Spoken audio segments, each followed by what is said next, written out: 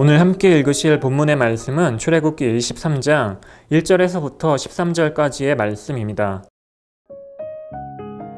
너는 거짓된 풍설을 퍼뜨리지 말며 악인과 연합하여 이증하는 증인이 되지 말며 다수를 따라 악을 행하지 말며 송사의 다수를 따라 부당한 증언을 하지 말며 가난한 자의 송사라고 해서 편벽되이 두둔하지 말지니라. 내가 만일 내 원수의 길 잃은 소나 나귀를 보거든 반드시 그 사람에게로 돌릴지며 내가 만일 너를 미워하는 자의 나귀가 짐을 싣고 엎드러짐을 보거든 그것을 버려두지 말고 그것을 도와 그 짐을 부릴지니라. 너는 가난한 자의 송사라고 정의를 굽게 하지 말며 거짓 일을 멀리하며 무지한 자와 이로운 자리를 죽이지 말라. 나는 악인을 이롭다 하지 아니하겠노라. 너는 뇌물을 받지 말라. 뇌물은 밝은 자의 눈을 어둡게 하고 이로운 자의 말을 굳게 하느니라. 너는 이방 나그네를 압제하지 말라. 너희가 애굽 땅에서 나그네 되었었은즉 나그네의 사정을 아느니라. 너는 6해 동안은 너희 땅에 파종하여 그 소산을 거두고 7째 해에는 갈지 말고 묵혀두어서 내 백성의 가난한 자들이 먹게 하라. 그 남은 것은 들짐승이 먹으리라. 내 포도원과 감람원도 그리할지니라. 너는 6해 동안에 내 일을 하고 7째 날에는 쉬라. 내 소와 나귀가 쉴 것이며 내 여종의 자식과 나그네가 숨을 돌리리라. 내가 내게 이른 모든 일을 삼가 지키고 다른 신들의 이름은 부르지도 말며 내 입에서 들리게도 하지 말지니라. 아멘. 모든 사회마다 공정한 사회를 원하지만 그것을 이루는 것은 쉽지 않습니다.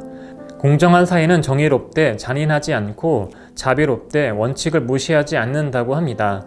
사랑과 공의의 하나님은 우리가 이러한 균형을 잡고 살아갈 수 있도록 오늘 본문 말씀을 통해서 우리에게 말씀하여 주십니다. 첫째로 우리는 정직한 삶을 살아가야 합니다. 악의적으로 거짓 소문을 유포하거나 추측을 사실인 양 퍼뜨려서는 안 됩니다. 언제나 진실만을 말하고 잘못된 정보가 퍼져나가지 않게 하여야 합니다. 가난한 자의 일이라고 대충 처리해서는 안 되며 뇌물을 받고 사실을 왜곡해서도 안 됩니다. 성도는 옳은 것은 옳다 하고 잘못된 것은 잘못되었다고 공의롭게 증언해야 합니다. 무죄한 자와 이로운 자를 공경에 처하게 해서는 안 됩니다. 한결같은 모습과 성실한 태도를 유지해야 합니다. 우리의 모든 것을 아시고 보시는 하나님을 두려워하며 살아가는 삶이 되어야 합니다. 두 번째로 다수의 의견이 항상 옳은 것은 아닙니다. 많은 사람이 주장한다 하더라도 진리와 양심에 어긋난 것이라면 분명히 아니라고 말할 수 있는 용기를 가져야 합니다. 자칫 집단 이기주의에 빠지면 이성과 상식이 마비되어 진리를 왜곡할 수 있습니다. 전체의 흐름과 분위기에 맹목적으로 휩쓸리지 말고 건전한 비판의식과 냉철한 분별력을 갖추어야 합니다.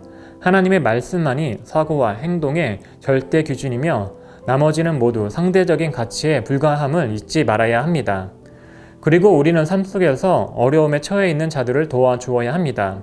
하지만 그것이 내가 미워하는 원수의 일이라면 우리는 그 사람의 어려움을 못 본 척하고 넘어갈 수 있습니다. 심지어 그 사람의 어려움을 이용하여 그 사람을 더 힘들게 만들고자 할 때가 있습니다. 하나님은 이러한 것이 악하다 이야기하시며 원수된 자가 어려움에 빠졌다 할지라도 그 사람을 도우며 그가 진 짐을 같이 져줄 것을 이야기하십니다. 이것이 하나님이 보시기에 공의로운 모습입니다.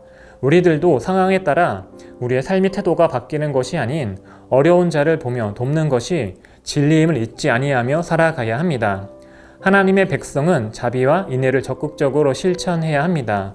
어떤 명분을 내세운다 해도 무자비하고 몰인정한 태도는 합리화될 수 없습니다. 땅도 혹사시키지 말고 6년을 경작했으면 7년째는 쉬게 해야 합니다. 아울러 땅에서 저절로 나는 곡식과 열매는 가난한 자와 들짐승이 먹을 수 있도록 양보해야 합니다. 사람과 짐승들 역시 6일 동안 일한 후에 7일째는 편히 쉴 수 있도록 배려해야 합니다. 나의 이익보다 다른 사람과 하나님이 창조하신 세계를 먼저 생각하고 선을 베풀 때 우리는 하나님의 뜻을 이룰 수 있습니다. 하나님은 우리의 행동을 공의와 사랑의 저울에 달아보십니다.